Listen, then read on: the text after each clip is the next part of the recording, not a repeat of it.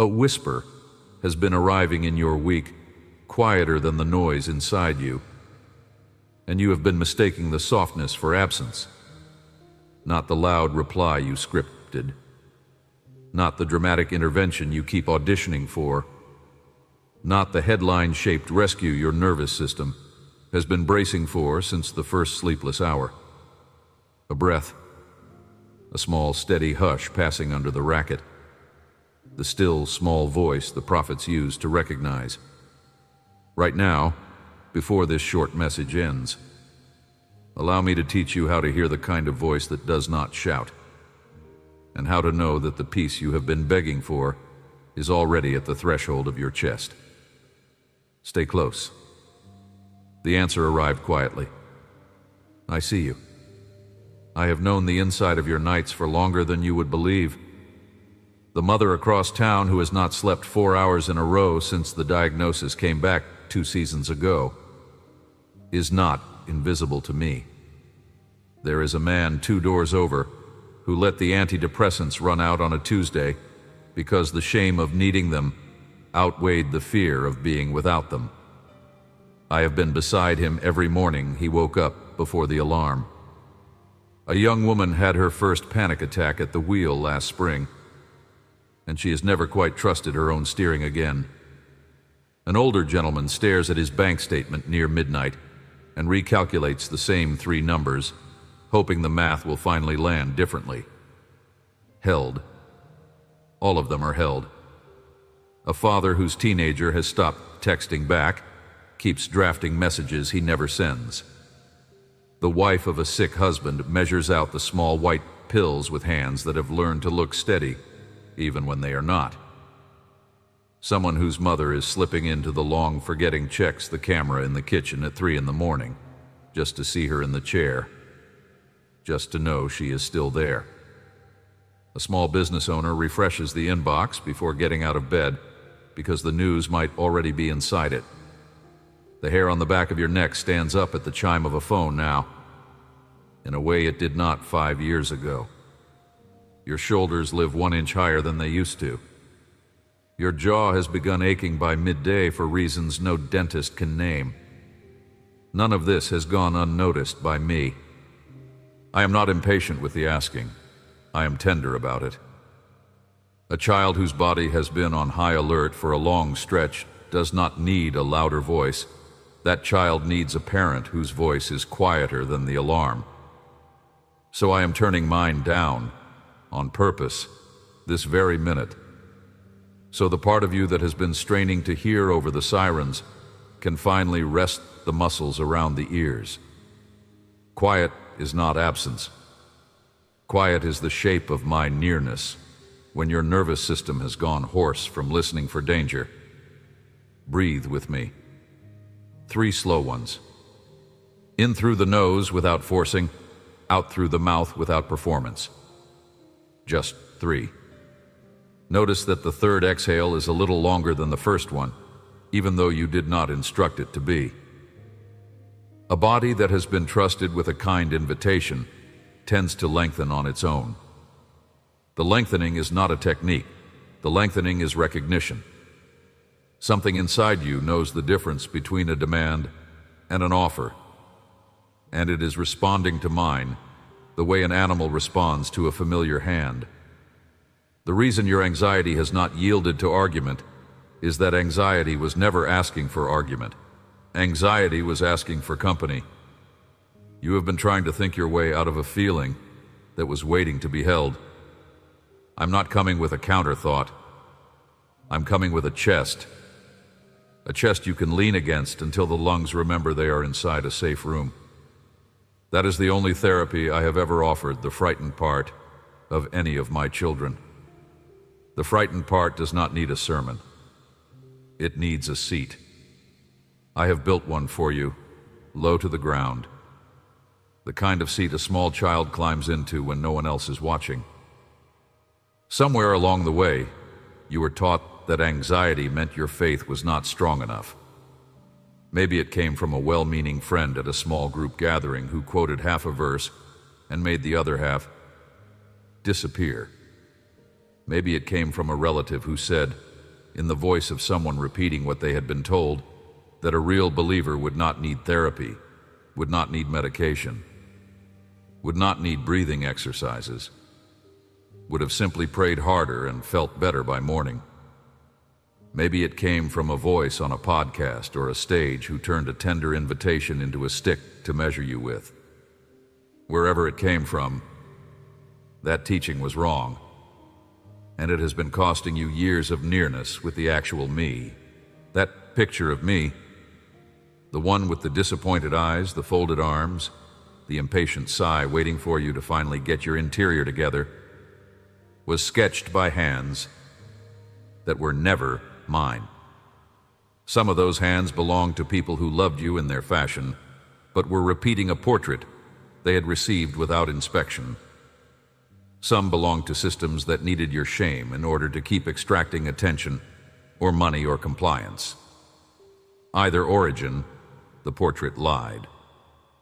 Lean it against the wall for a few minutes while I describe the actual me. The real me has been near the anxious one with more tenderness than near the calm one, not less. Not because calm is suspect, but because anxiety is the sign of a heart that has been carrying more than was ever meant for one set of shoulders. And a father with any sense at all moves closer to the child whose load is heaviest, not further. Your sensitivity is not your defect. Your sensitivity is one of the routes through which I have always reached you.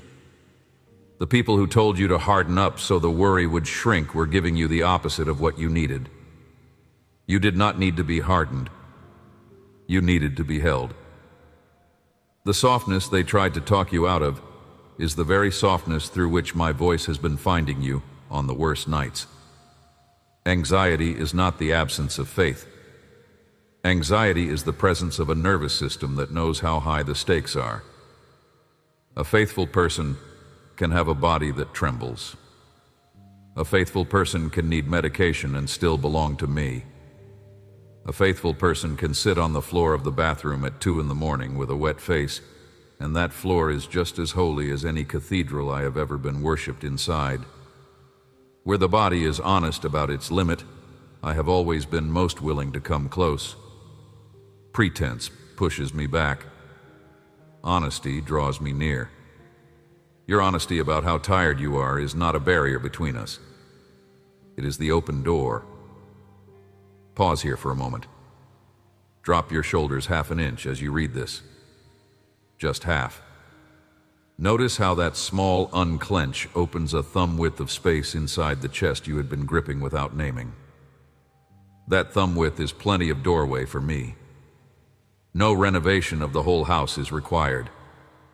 One softened corner is enough for the hush to find its way through. Bodies receive sooner than minds do. Minds argue. Shoulders simply consent. Lend your shoulders a few extra seconds of confidence before the day reclaims them. A long time ago, I had a man write a letter from inside a small prison cell. He was chained at the wrist to a Roman guard who never left him, day or night. His execution date was not on a calendar yet, but it was getting closer with every season, and he knew it.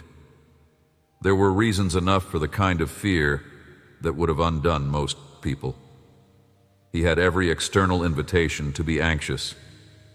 Friends abandoning him. Churches he had planted being harassed. His own body sick more often than well. His hearing failing him in certain ranges. His eyes tired from years of reading by lamplight in cells like this one. Yet the letter that left that prison was not a letter about how to escape fear.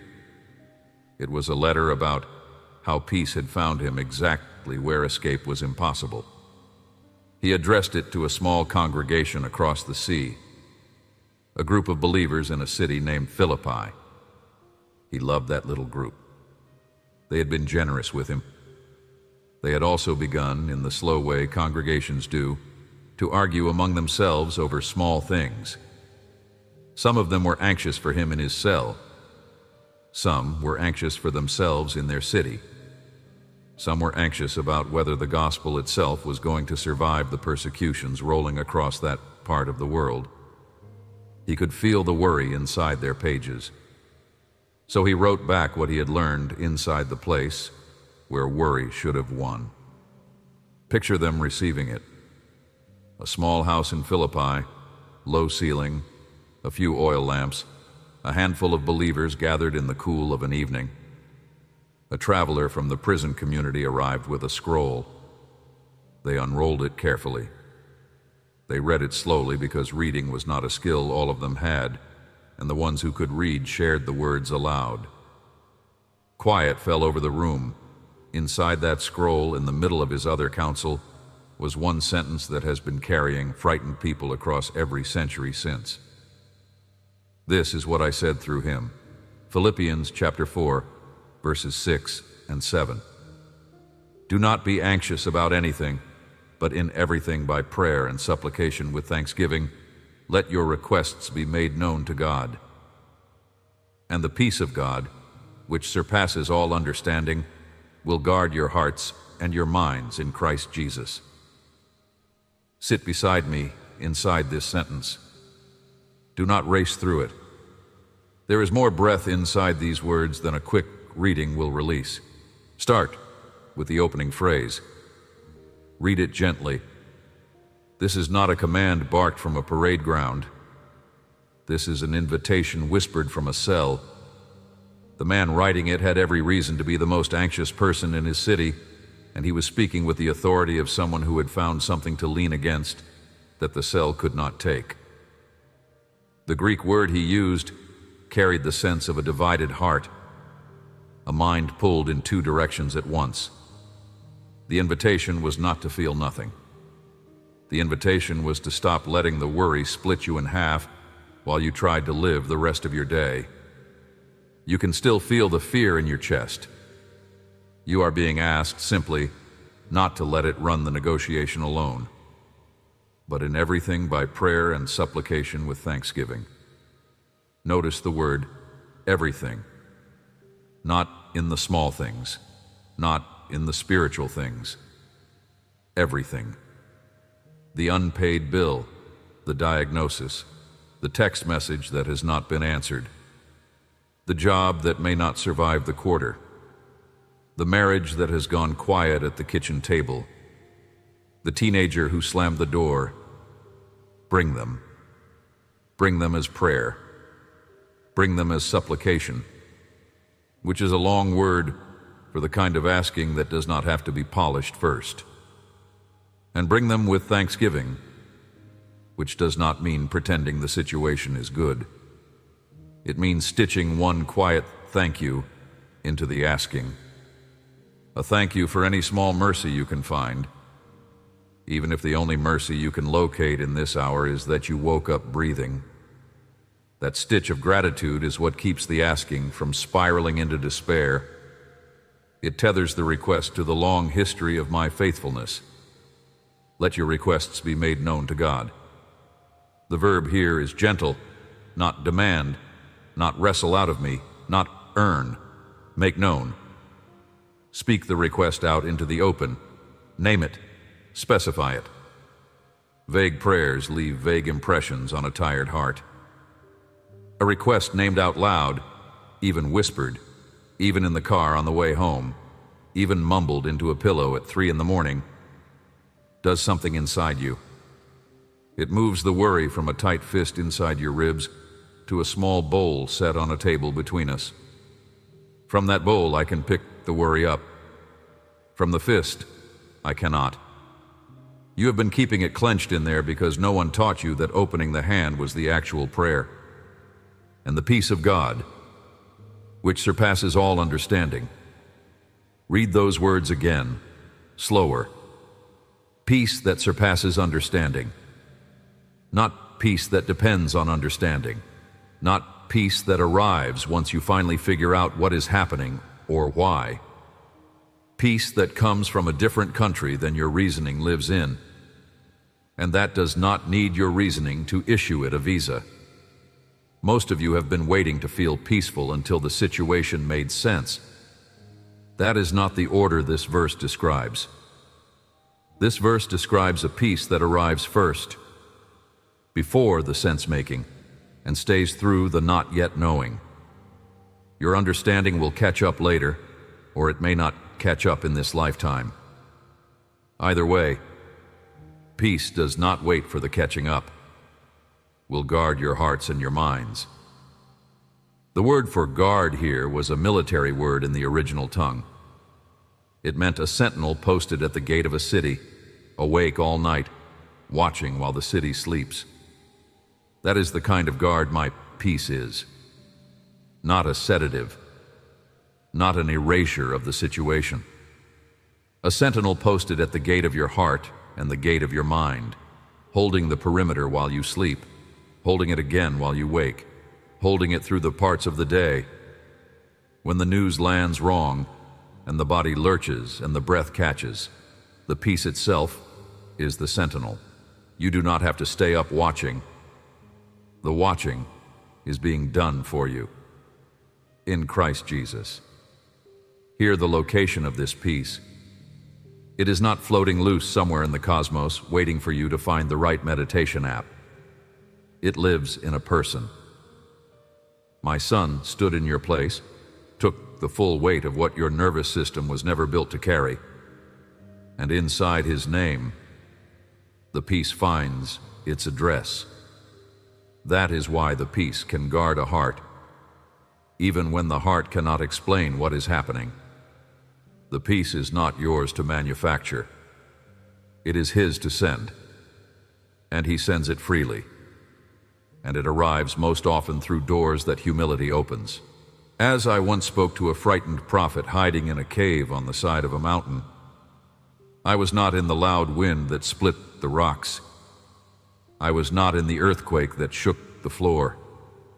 I was not in the fire that scorched the brush. I was in the still small voice that came after. The man waiting in the cave that day expected the rescue to look like the gale. He braced for spectacle. Spectacle is what his enemies had been using to terrify him. He assumed I would answer in the same vocabulary, just louder and on his side. I did not. I answered in a whisper. The whisper was the answer. Anxiety has always been waiting for the spectacle. Peace has always come through the whisper. Look at the question I asked at the beginning of this message. Why does the silence inside your week feel like my absence when it is actually my presence? Here is the answer. Because no one taught you that the deepest reply heaven sends to a frightened soul does not arrive on the same frequency the panic uses. Panic shouts. My peace whispers. Panic insists on certainty. My peace makes friends with the not knowing. Panic demands a verdict by morning. My peace stands sentinel at the gate of your heart and lets the not yet resolved sit beside you without dismantling you. You have been listening on the wrong band for a long time. The actual broadcast has been steady, gentle, and present every hour. The quiet was the answer. If something here is settling into a tired place inside you, drop one word in the comments. Quiet. Let it sit there as a small flag set in the ground of a soul that finally heard a softer voice. Above this message, you will find 7 brief letters held in the pinned space, one to greet each of your coming 7 mornings, sent into your inbox the moment a small yes opens the door. Take them. Here is something small you can take with you through the days ahead. Whenever anxiety arrives in the chest, and it will because you are a human being with a sensitive nervous system that has been listening for danger across many seasons, pause and put one honest question to yourself before doing anything else. What if I name this to Him out loud, with one quiet thank you stitched into the asking? That is the entire practice, not theology, body, voice. Small enough to do in the elevator, in the parked car, in the bathroom at work, at the kitchen sink while the kettle is heating. Name the thing. Stitch the thank you in. Pass the bowl across the table, one layer deeper when there is space for it. Once you have named the request and stitched in the gratitude, resist the impulse to immediately go scanning your circumstances for a visible reply. Let the asking sit between us for a single breath. Most will race to check whether anything has shifted within 30 seconds. And when nothing has shifted, conclude that nothing happened. Something did happen. Your bowl was moved. Your fist was opened. A sentinel was posted. None of that is visible from where you are standing. All of it was set in motion the very moment the request left your mouth. One last movement, gentler than the other two. When you notice that a wave of fear has actually softened a degree or two, because it will eventually, often sooner than expected, resist the urge to take credit for the softening. Whisper, in whichever voice you can manage, a small thank you that nobody else has to hear. Such a tiny thank you trains your nervous system to recognize the sentinel the next occasion. The peace arrives. Recognition matters. Peace returns more readily where it knows it will be welcomed. Try it once, and the result will likely feel like very little. Try it 10 times, and the practice may still feel mostly like an exercise. A nervous system bracing for years does not relax in an afternoon. Around try 30, however, register the shift. Fear will spike a little less sharply, and it will leave a little sooner. Around try 50, you will catch yourself in the middle of a worry and remember the bowl on the table before the worry has had time to occupy the whole room. Around try 100, glance at the inside of you and discover that peace has been guarding the gate of your heart through stretches of your day you did not have to choreograph. Sentinel on duty. You, freed for living. Peace does not erase the situation. The cell did not open the morning that letter went out. The diagnosis you are carrying may or may not change on the timeline you were hoping for. The relationship you are praying for may or may not soften the way your heart is begging it to. Peace is not a fix. Peace is a guard. Peace is what walks beside you through the unfixed thing, so that the unfixed thing does not eat you alive while you wait. That is the whole gift. That is the gift that has been on offer the entire time you were waiting for a different one. For whoever among you has carried an anxiety diagnosis inside a medical chart for years, hear me clearly. Medication is not a verdict against your faith. The chemistry I built into the human body sometimes needs a small repair from outside, the same way a knee sometimes needs a brace and an eye, sometimes needs a lens. The shame you have been carrying about taking that small daily pill is shame I never asked you to feel. Set the shame down. Take the pill. The peace I offer can move through the calm the medication creates as easily as through any other doorway. Your healing is not less spiritual because part of it arrives through a bottle on a shelf. If your body has had its first panic attack and never quite trusted itself since, hear this also. The body did not betray you that hour. The body was telling the truth about a load it had been carrying too long alone. The shaking was honesty, not weakness. I'm not afraid of the shaking. I'm near the shaking one with the same closeness I'm near the calm one, often closer. The breath that returned to you on the other side of that attack was the breath I have been sending across the years since. Gently, faithfully. Every time you walked through a door that used to scare you and noticed the panic did not return at the same volume. That is the sentinel doing its quiet work. Whichever parent of you has a worry that follows a specific child through every hour of every day, hear me also. The asking you have been doing for that child does not return empty, even when the response is slow, even when the child seems unchanged, even when the report card or the doctor visit or the phone call brings news your heart did not want to hear. The bowl you have been passing across the table on behalf of that child has been received every single time.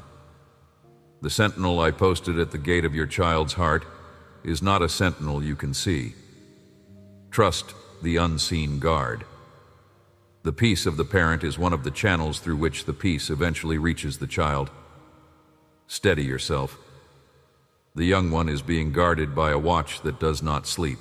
If your anxiety is economic, bills you cannot make sense of, a job that may not survive the quarter, an industry that is shifting under your feet faster than you can retrain, hear this too. I am not promising you that the math will fix itself by the weekend. I am promising you that the peace that surpasses understanding is available inside the math that has not yet resolved. You can sit at the same kitchen table in the morning with the same stack of bills and feel a different weight on your shoulders. Not because the bills shrank, but because the one sitting on the other side of the table has finally been allowed to be there. Pass the bowl across. He has been waiting for you to set it down so he can pick it up. If your anxiety is about love, about whether anyone is going to choose you in this lifetime, about a partner who has gone quiet, about a marriage that has begun to feel like roommates politely passing each other in the hallway, hear this last word too. Loneliness is not a verdict on your worth. Loneliness is one of the rooms a human heart sometimes has to walk through. And I have walked through every room in the house with every one of my children. The sentinel of my peace will keep the gate of your heart, while the love story works itself out on a timeline you cannot control. Your worth was never on the table. The weight is real. The verdict on your worth is not what is being waited for. A word also for the one whose anxiety has begun to wake the body before the sun, with the heart already racing before there is anything in the room to race about. Your body has learned a habit of vigilance because it was, at some season, genuinely necessary. The vigilance has outlasted the danger it was built for. I am gentle with that habit. I'm not asking you to scold the body for keeping its old promise. I am asking the body, in a softer voice than the alarm it carries, whether it would consider trusting me to do the watching for one breath, then the next, then the one after. A nervous system retrains slowly, the way a frightened dog learns the new house, patient, repeated, with no sudden movements. That is the kind of retraining I do. And a word for the one whose anxiety has dressed itself up as productivity for so long that you can no longer tell where the gift ends and the wound begins. The driving you have been doing with your life is not all calling. Some of it is fear in good clothes. I see the place inside you where the meeting after the meeting after the meeting is actually a way of outrunning a quiet you have been afraid of. Sit in the quiet for 1 minute. Just one. The quiet will not eat you. The quiet has been one of my oldest dwellings. What you have been outrunning is the very voice that wants to set the load down. Stop running for the length of 3 breaths. The whisper will reach you before the running can resume. Hear the line one more time. The way someone leaves a true sentence on the kitchen counter on their way out the door. The answer arrived quietly. The quiet was the answer. Keep those 2 sentences folded in your pocket through the coming days the way you would keep a small lamp. Through corridors you have been walking unlit. Speak them under your breath at the red light. Tuck them against your ribs the next moment the breath catches in your throat. Tuck them again when the news lands in the shape you did not want. Both stay true whether or not your senses confirm them in the moment. A whisper from heaven does not require your verification. A sentinel posted at your gate does not require your supervision. Both belong to me to keep. Amen. If something here settled in a quiet place inside you, there are 7 free letters held in the pinned space below. 1 to greet each of your next 7 mornings. Dropping into your inbox the second a small yes lifts the latch. Receive them. Forward this video to anyone walking a long, sleepless stretch of their own. Subscribe so the message coming after this one reaches your feed before the next surge of worry can. Peace standing at your gate was never meant to stand alone.